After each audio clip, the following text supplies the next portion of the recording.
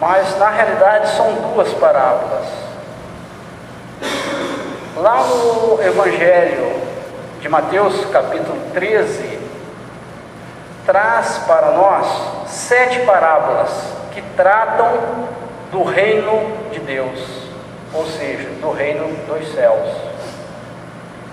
E tem 2 parábolas que são essas aqui que vocês estão vendo. A parábola do tesouro escondido e a parábola da pérola preciosa, elas são muito semelhantes. Como disse, são 7 parábolas que tratam do reino dos céus, inclusive essas 2.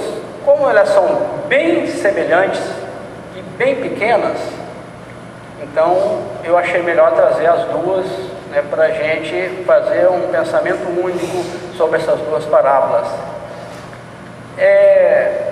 Uma parábola é apenas um versículo. A parábola do tesouro escondido é apenas, tesouro escondido ou perdido, é apenas um versículo. E da pérola preciosa são 2 versículos. Mas não enganem os senhores que essas 2 parábolas, embora sendo extremamente curtas, simples, elas têm uma profundidade de ensinamento que nós, humanos, não conseguimos imaginar. A gente vai ver as 2 parábolas, que trazem para aqueles que conseguem entender a profundidade da mensagem do querido Mestre Nazareno. O objetivo dessas parábolas, como eu disse, na realidade é levar a todos nós, ou seja, trazer para todos nós, dentro da nossa consciência, do nosso ser, o reino de Deus ou o reino dos céus. Que o reino de Deus e o reino dos céus não é nada exterior. O reino de Deus e o reino dos céus é interior. A parábola do reino dos céus, que é uma dessas 2, não é nada visível, não é nada palpável, ela não está na aparência, ela está na profundidade do seu ensinamento e está dentro de cada um de vocês. Depois que a gente falar sobre essas parábolas, eu espero que vocês procurem as pérolas que existem dentro de vocês, que vocês procurem dentro de vocês essas mensagens importantíssimas que nós ainda não entendemos, que o Cristo veio nos trazer mais uma vez há 2000 anos atrás. Jesus, sabendo dos sacrifícios que o homem prega na conquista dos tesouros terrenos, fez do tesouro perdido, que é uma dessas parábolas, comparando ao reino dos céus. Por quê? Porque o reino do céu está na consciência cósmica. E essa consciência cósmica está dentro de cada um ser cósmico. Ter algo e não saber é a mesma coisa de não ter. Eu creio que vocês concordam comigo. Daí é necessário buscar, é necessário procurar. Todo aquele que se esforça em viver virtuosamente, cristamente, reformando o seu íntimo, reformando o seu interior, as suas ações, passa a assimilar o reino de Deus, passa a assimilar o reino dos céus. Em Lucas 17, de 20 e 21, temos o seguinte: o reino de Deus não vem de modo visível, nem se dirá, aqui está ele, ou lá está, porque o reino de Deus está no meio de vocês. Nós vivemos procurando o reino de Deus nas alturas. Eu não sei que altura é essa que a gente fica procurando, porque nas nuvens a gente não acha nada, Lá tem chuva, chove abaixo da nuvem, Na lua a gente fica procurando o reino de Deus fora. grande parte de nós, grande parte das religiões fica procurando Deus fora. No entanto, essas duas parábolas, dentre as outras 5, vem dizer que o reino de Deus está dentro de cada um de nós. Nós vamos ver isso, né? Vamos começar com a parábola da pérola preciosa, que tem 2 versículos apenas, dizendo o seguinte, lá no versículo 45, é Lucas 13, versículo 45. O reino dos céus também é como um negociante que procura pérolas preciosas. E o segundo versículo, 46, diz o seguinte: encontrando uma pérola de grande valor, foi, vendeu tudo o que tinha e a comprou. A gente lendo esses 2 versículos simplesmente sem analisar, a gente não vai entender muita coisa, assim como as outras parábolas do mestre. Você vê, ele veio há 2000 anos atrás, pela última vez, porque ele já veio aqui muitas outras vezes, né? Falar naquela época sobre o reino de Deus, comparar o abstrato com o concreto, o material com o espiritual, e nós não entendemos, e continuamos ainda não entender essa comparação que o Cristo faz nessas 2 parábolas. As pérolas constituem enfeite para gente rica, gente fina. Elas são raras, elas são caras. Muitas vezes as pessoas até usam a pérola falsa, né? Eu estou falando de pérola verdadeira, certo? De pérola verdadeira, não estou falando de pérola falsa, né? As pérolas também constituem enfeite de gente de posse, né? Elas são apreciadas pela sua estrutura, é a estrutura da pérola, ela é apreciada, e pela sua composição, por isso é a preciosidade dela. Quem as possui materialmente, realmente tem um bom tesouro material. As verdadeiras pérolas crescem no interior de certas conchas de moluscos. Não são todos os moluscos e todas as conchas que produzem pérolas. Se todas as conchas produzissem, deixariam de ser preciosas, né? Então são certas conchas de certos moluscos que vivem na profundeza dos mares tropicais. Só lá que se encontra essas pérolas. É uma secreção solidificada do corpo gelatinoso desse molusco que produz a pedra. Então é solidificada. Interessante que, se não houver lesão no corpo do molusco, ele não fabrica a pérola. Aí começa a mensagem da parábola. Há 2000 anos atrás, a ciência e a biologia já sabia que o molusco fazia isso? Sabia ou não sabia? Nem passava de longe nem perto, né? E o Cristo já sabia, porque Ele é o Cristo, Ele é governador do planeta. Nosso planeta tem 4,5 bilhões de anos, já comprovado pela medicina. Hoje eu estava até antes de vir para cá assistindo uma palestra do Dr. Paulo César Frutuoso, né? Ele estava até falando isso com esses mesmos dados, né? Estão comprovando 4,5 bilhões, o universo tem 13 ponto alguma coisa bilhões de anos. Então a Terra tem 4,5 bilhões de anos. E o Cristo já era Cristo. Foi-lhe confiado o planeta, um conglomerado de pó, 4,5 bilhões de anos. Ele já era Cristo. Então, há 2000 anos atrás, ele veio nos trazer essa parábola, que a ciência e a biologia na época nem tinha, né? Nem sabia, muito menos, que esse molusco, que existia esse molusco, e que esse molusco só produzia pedra, essa pérola, quando fosse lesado o seu corpo. A pérola dentro da concha não manifesta nenhum brilho, ela não revela o seu esplendor.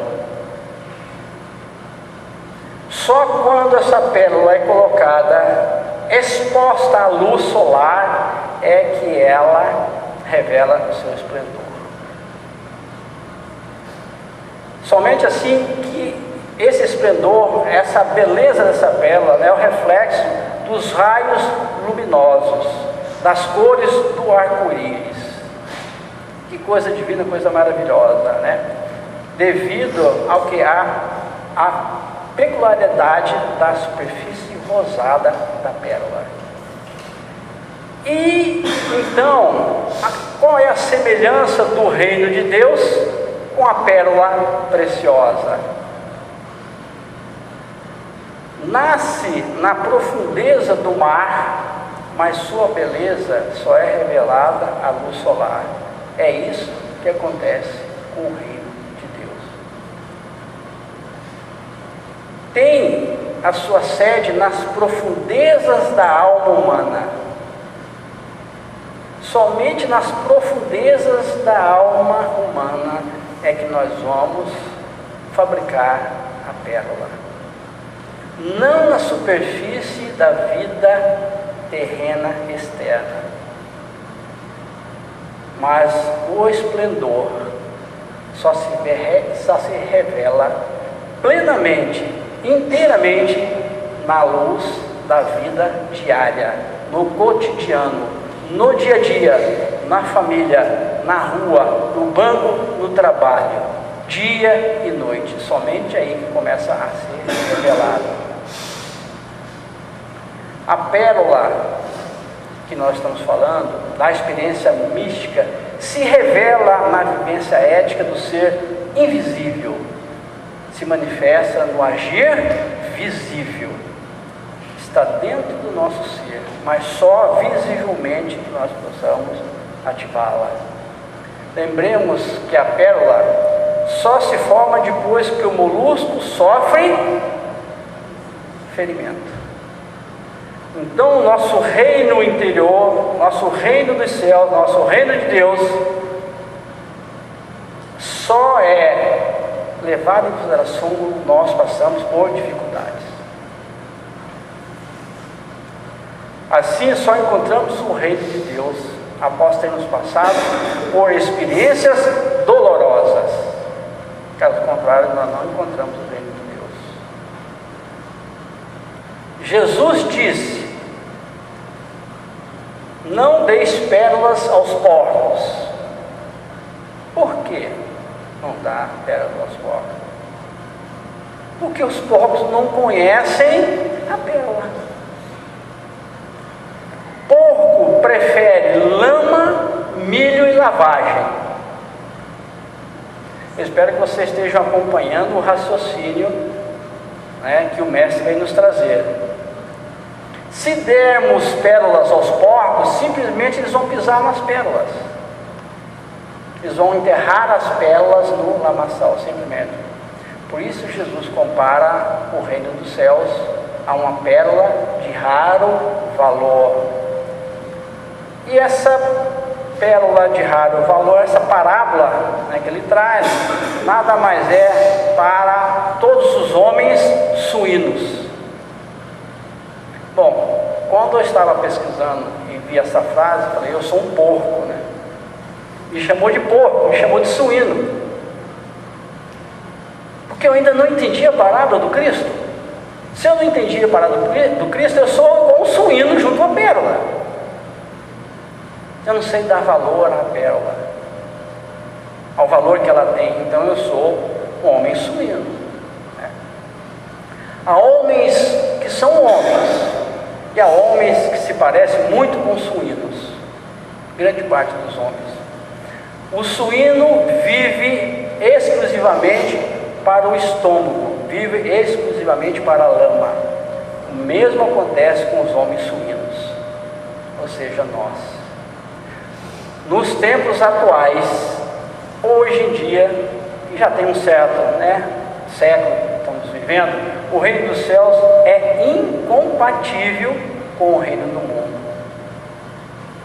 Então veio Jesus para nos trazer essa diferença. O reino dos céus permanece na alma daquele que sabe possuí-lo. Simplesmente isso. Parece ter uma eterna incompatibilidade entre ter e ser. Nós confundimos em ter, ser e ter. Nós confundimos muitas vezes treva e luz, exterior e interior, quantidade e qualidade. Jesus, respondendo a Nicodemos, lá em João, capítulo 3, versículo 3, diz o seguinte: quem não nascer de novo não pode ver o reino de Deus. O nascer de novo não é a gente morrer e nascer. O nascer de novo é interno, é interior, é a nossa consciência, é o ser, é ter a reforma íntima. Primeiro corremos atrás da quantidade. Somente após o devido sofrimento é que vamos procurar a qualidade. O reino dos céus começa sempre a nascer depois que o homem for ferido na sua egoidade humana. Agora, vamos ver a parábola do tesouro escondido. Apenas um versículo, versículo 44, diz o seguinte: o reino dos céus é como um tesouro escondido num campo. Certo homem, tendo-o encontrado, escondeu-o de novo. E então, cheio de alegria, foi, vendeu tudo que tinha e comprou aquele campo. Um versículo pequenininho, mas de uma profundidade enorme. O homem vive atrás de riquezas, atrás de tesouros, atrás de ostentação, atrás de luxo, atrás de título, atrás de circunstâncias e relacionamentos de seu interesse, que apenas lhe trazem alegria, que trazem paz, que trazem segurança e trazem estabilidade. Poxa vida, então você está dizendo isso, quer dizer que não é para a gente procurar isso? Eu não estou dizendo isso. Estou dizendo que nós só procuramos isso e esquecemos a parte divina. É por isso que o Mestre Jesus veio nos trazer essas duas parábolas, nos alertando para isso. O exterior é importante, não tenha dúvida. No terceiro livro, do Livro dos Espíritos, Lei do Progresso, todos nós temos o direito e o dever de progredir. Todos temos. Mas o problema não é esse. O problema é que nós esquecemos a parte espiritual. Esse que é o problema. Então nós ficamos tentando satisfações cada vez mais. Eu procuro conseguir algo, aquele algo, depois de um tempo já não me satisfaz mais, eu quero mais. Eu compro uma casa de 4 quartos, de 3 quartos, depois eu quero uma de 4 quartos, quero uma de 5 quartos. Compro um sítio pequeno, uma chácara, depois eu quero um sítio, quero uma fazenda. Compro um Fusquinha que hoje não tem mais, né? Aí compro um carrinho melhorzinho, um Uno, depois eu compro um... igual, né?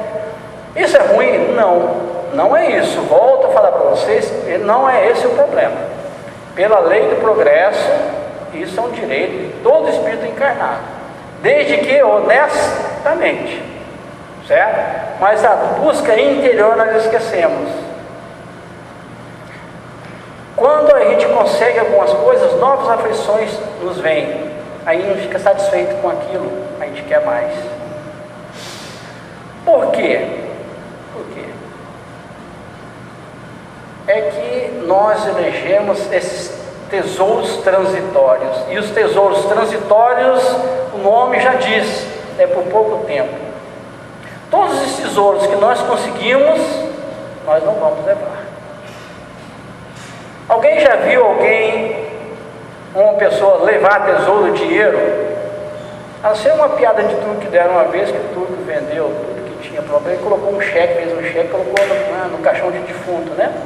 Do morto ali, para ele levar o cheque para lá, né? Trocou o dinheiro, ele levou o cheque, ele trocou o dinheiro e ficou com o dinheiro. Mas ninguém consegue levar bem material nenhum. Isso que é importante. São bens transitórios. Então, reforçando, não é que nós não devamos ter. Conquistado honestamente está dentro da lei divina, como acabei de dizer sobre a lei do progresso, lei do trabalho, né? São as leis morais que estão lá no terceiro livro dos Espíritos. O problema é que aqui a criatura humana se escraviza por tudo isso, se desgasta por tudo isso, faz coisas que não deve por tudo isso. A paz que ele poderia ter em seu coração é substituída por bens passageiros, bens transitórios, esquecendo o que é essencial para si mesmo, para os propósitos que ele veio reencarnar. Esta escravidão o fragiliza a todos nós. Segundo a lei de Jesus, ele diz o seguinte: onde estiver o teu tesouro, ali estará também o teu coração. Porque aonde estão os nossos bens, ali nós estamos alegres, nós estamos contentes. É isso que é a mensagem do Cristo veio dizer. Não consegue assim estabelecer paz, um equilíbrio verdadeiro e duradouro. Dificilmente uma pessoa que adquire tantos bens materiais vive feliz. Ele sempre está infeliz.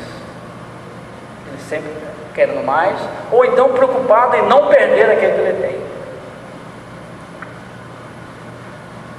As parábolas do Evangelho surgem para nós, né, como um mapa divino, mostrando o caminho a ser seguido, para despertar o ser do tesouro distinto e ainda desconhecido por muitos. Muitos já sabem, lá no seu íntimo, nós temos, né, com o conhecimento, com o estudo, o que de tudo isso, mas basta despertar. A gente sabe que esse tesouro existe, mas nós precisamos perseverar para poder encontrá-lo. Segue então, sabe que então agora a busca é interior. No fundo de cada alma há tesouros escondidos, que somente o amor permite descobrir. Qual o maior sentimento que o Cristo veio nos ensinar? Está ali na frase: o amor. Mais alto: o amor. Ele veio nos ensinar e a gente não aprendeu ainda. É encravado nas profundezas de nossa alma está o maior, o mais precioso de todos os tesouros, que é o amor.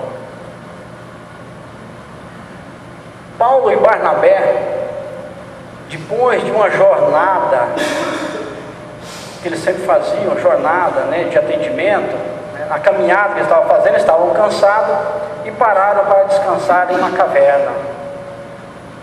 Como sempre eles faziam, eles paravam para descansar, depois daquele dia laborioso, né, mais cansativo, então eles precisavam para descansar. Então, uma certa caverna eles entraram para descansar, e nessa caverna eles conversavam, embora cansados, conversavam. Então, a conversa deles é basicamente falar sobre riqueza, tesouro e príncipe, né? Eles puseram-se a falar sobre a riqueza do tesouro escondido nas pessoas, e o príncipe viria, né, nos ensinar a cavar esse tesouro. Eles, falando em riqueza, tesouro e príncipe, não perceberam que na caverna estavam escondidas dois salteadores, né? Dois bandidos, dois assaltantes. E os assaltantes, ouvindo-os a falar sobre tesouro, sobre príncipe, foram lá e pegaram os dois desprevenidos. Atraídos pela ambição, como sempre, né, quando fala de tesouro, né, Aí perguntaram: cadê o príncipe, cadê o tesouro? Falou para Paulo e para o Barnabé. Aí Paulo, como sempre, sereno, né, e seguro de si, pegou os pergaminhos. Naquela época eram pergaminhos, o escrito dela era pergaminho na mão, né, e disse o seguinte: esses pergaminhos são o roteiro do imenso tesouro que nos trouxe o Cristo Jesus, que há de reinar sobre os príncipes da terra. Quem encontrar esse tesouro nunca mais sentirá necessidades. Então ele estava falando do que? O tesouro. Ele estava falando do príncipe que Cristo. O tesouro é a reforma íntima. O príncipe sobre os príncipes dos príncipes, que era aquele mestre. Bem, esses assaltantes ficaram desapontados. Consequentemente, a tendência era fazer mal para eles, mas acabaram, né, não matando, pouparam a vida de Paulo e Barnabé. Mas eles levaram os pergaminhos. Ou seja, levaram consigo o mapa do tesouro. Aí eu fico perguntando, vocês também devem se perguntar: sabe que eles encontraram esse tesouro, esses dois salteadores, há 2000 anos atrás? Ou estão procurando até hoje, assim como nós? Por quem sabe, esses salteadores foram nós que vieram lá, né? Muito bem. Esse tesouro, o apóstolo Pedro descobriu quando da sua entrega total. Esse tesouro, Madalena descobriu na sua renúncia suprema. Esse tesouro, Francisco de Assis encontrou na sua pobreza tão rica. Para encontrar um tesouro é necessário cavar. O tesouro material, certo? Geralmente o tesouro está escondido, está enterrado. Os piratas foram lá e enterraram. Quantas pessoas ficam procurando o baú no fundo do mar, mergulhadores, para achar o tesouro que os piratas derrubaram lá, né? Mas só que o tesouro não é material. O tesouro é espiritual e ele está dentro de nós. Temos que cavar fundo dentro de nós para que nós achemos esse tesouro. Dia após dia, ano após ano, existência após existência, até que ele se comece a se revelar dentro de nós. Aí dois rapazes ouvem a seguinte frase: somente nós mesmos poderemos fazer a mudança interior. Somente nós mesmos poderemos fazer a mudança interior. Aí um deles falou assim: no meu caso, fizeram uma mudança interior em mim. No ano passado, tiraram o meu apêndice e depois foi a vesícula. Então, isso aí é só para alertar, né, que não é interno, né, não é órgão, né, não é essa reforma, é a reforma íntima, é o tesouro divino, é a nossa transformação interna. E como iniciar essa transformação interna? Conhecendo. Conheça a si mesmo. Nos conhecendo, nós podemos modificar e encontrar esse tesouro. Mas como a gente pode modificar se a gente não nos conhece? Temos que nos conhecer primeiro, né? Esse esforço, né, essa reforma, ela tem que ser feita pacientemente e com perseverança. É o necessário trabalho de autoconhecimento. Isso e foi ressaltado por Santo Agostinho no Livro dos Espíritos, né? Nosso corpo, nossos bens, cargos, condecorações, relacionamentos, laços familiares, são nos concedidos nessa existência, somente por esse período que nós estamos aqui vivendo nesse planeta. Investamos no maior de todos os empreendimentos, que é a aquisição de nós mesmos, de toda a riqueza interior, que nós sempre esquecemos. Nas palavras do Cristo a Simão Pedro, diz o seguinte: o reino do céu no coração deve ser o tema central de nossa vida. Tudo mais é acessório. Assim, dessa forma, passaremos a enxergar a bênção como servir, a alegria de amparar e a felicidade incomparável de poder amar. Por isso, Jesus já dizia: o reino de Deus está próximo. Não sei quanto tempo, mas está próximo de desabrochar dentro de cada um, né? O Evangelho é um mapa. A doutrina espírita vem nos trazer um mapa do tesouro. E o tesouro a ser encontrado depende única e exclusivamente de nós. Deus é um Deus de bondade que quer sempre salvar-nos dos nossos erros e das nossas fraquezas. Por isso, o destino da humanidade é um só. O homem terreno morre e fica sem seus bens. O homem espiritual permanece para a vida eterna.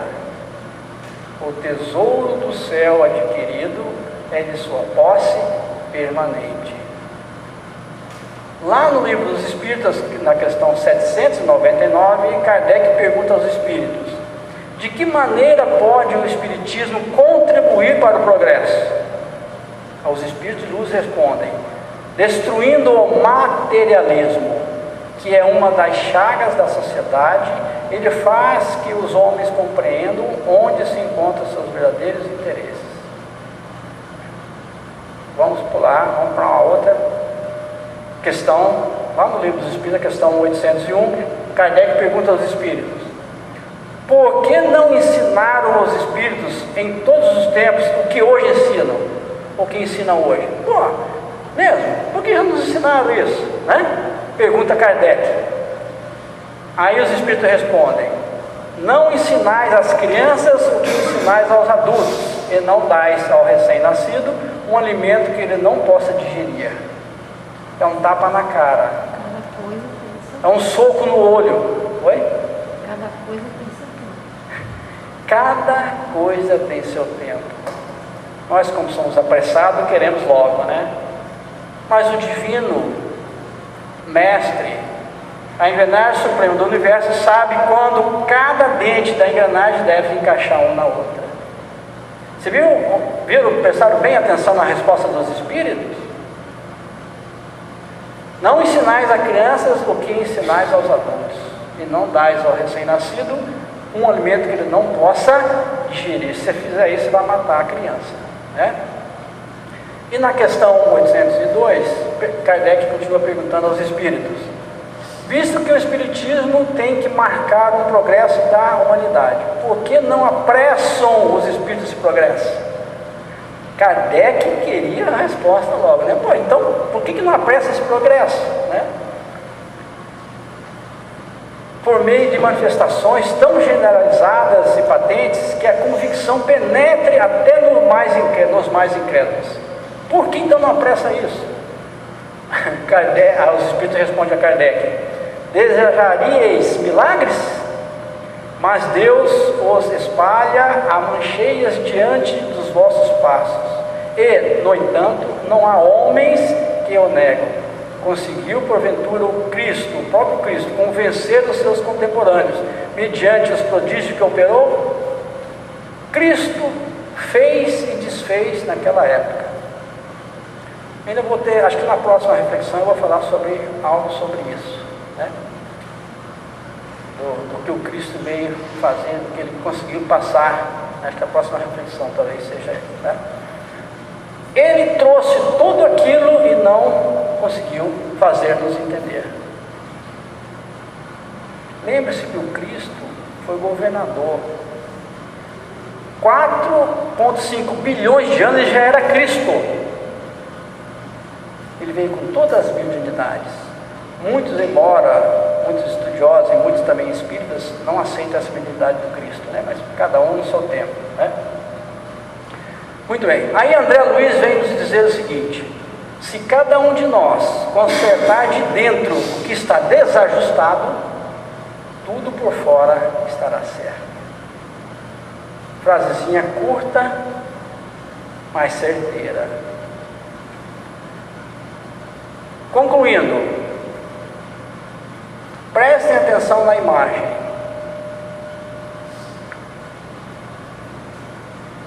Conseguiram distinguir alguma coisa na imagem? A imagem, ela é uma imagem reflexo.